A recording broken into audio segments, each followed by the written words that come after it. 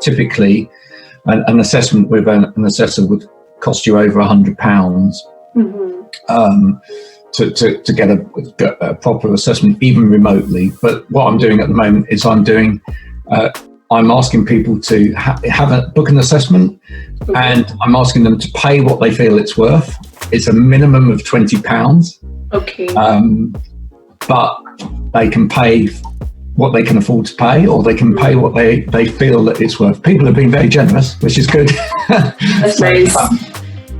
But it does mean that I'm making that affordable to people who perhaps can't afford to have a proper assessment at this time. But and within that as well, my time within that doesn't, as I say, just cover ergonomics, because I can also cover things like helping people with their workflow, productivity, etc. as well. Because some of this, from an ergonomic point of view, is about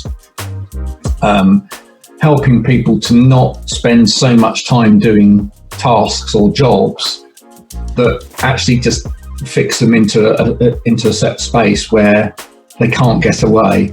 Right. So I even assessed somebody that works out of a camper van the other week, and there is no room there for a proper desk or a chair, etc. But we talked about some adjustments and some software, and also some little bits of hardware that they could use that would enable them to even do some of their work walking around outside in the open air, and then bring that back to a computer. So all of those things are actually ergonomic adjustments.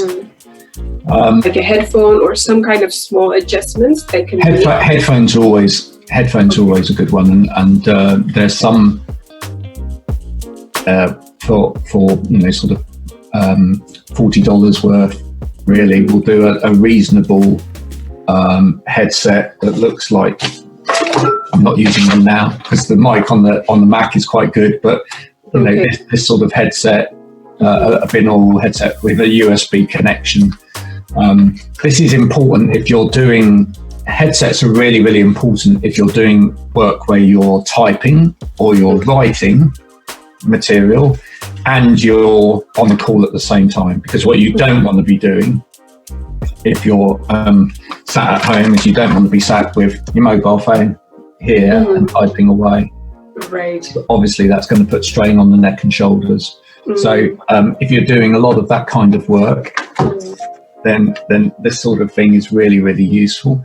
It's also really useful. Actually, a binaural headset, which is one that covers both ears, can be really useful for people that struggle with concentration, or someone that's got ADHD, for example, in order to actually filter out all of any other noise that's around them. And that can be particularly useful at this time where you've got lots of people running around the house. So if nothing else, actually a good headset that covers both ears, that can help you focus in, can be really, really useful. I think in general, you need to look at the types of work that you're doing as to what you would then spend your money on. If you've got money to spend, I'd have to say that the first thing would probably be a chair. Yeah. Or anything that helps your actual back and your sitting position. And the reason I say that is because generally what people are going to have is they're going to have a dining room chair or something that's completely static. So that will have no movement in it at all. It won't twist to the side, so that won't help with any movement that you do that way. It won't have probably any arms on it, and adjustable arms are really great for getting the support of your upper limbs here, as opposed to leaning on the desk. Right. And it won't have any height adjustment or movement backwards and forwards either. So those are all key things in a chair, along with good back support. But I know you do a good back support as well. Yeah. But those are all good things to have as a base, because that adjustability in terms of being able to work to the right surface height, etc., is key. What do you think about the gadget that helps you elevate your laptop? Well, absolutely essential that you have something that elevates your laptop. And just let me tell you why I think it's worth spending a bit of money. Okay.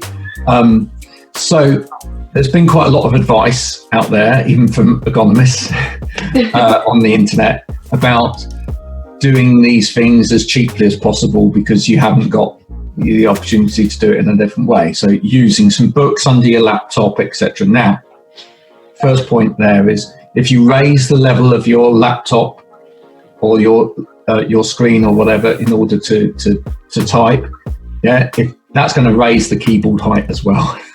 So, raising your laptop height up to this kind of level, but then keying up here is going to cause you damage. So you cannot, in isolation, buy a laptop holder without a separate keyboard and mouse. You need to do that. And there are some people that are putting those together as kits out there. I will name one person here. Okay.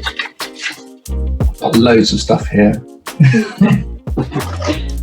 I'm not naming them for any other reason other than this particular company are doing a laptop kit in a box, and it literally is everything in one box. So it is a little USB. I'm doing it the wrong way around. So laptop stand, separate keyboard, a mouse. You've got a USB.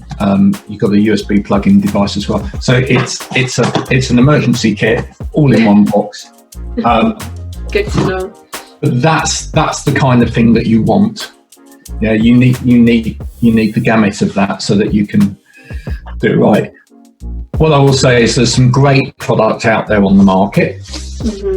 In terms of actual input devices, such as keyboards and mice, finding one that's comfortable for you may depend upon whether you've actually got an existing condition, etc.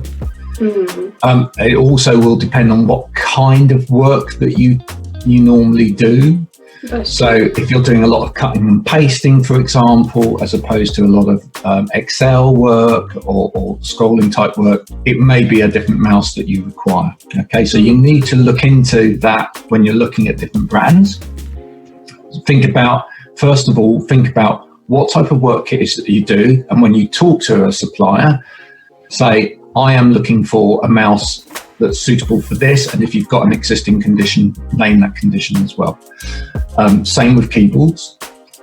But I think the main thing is, especially in terms of things like laptop stands, etc., it's about what flexibility you want. So putting books under a laptop will raise it up to a height. But you will probably never then move that. So the trouble is then that laptop will sit at that height for the duration.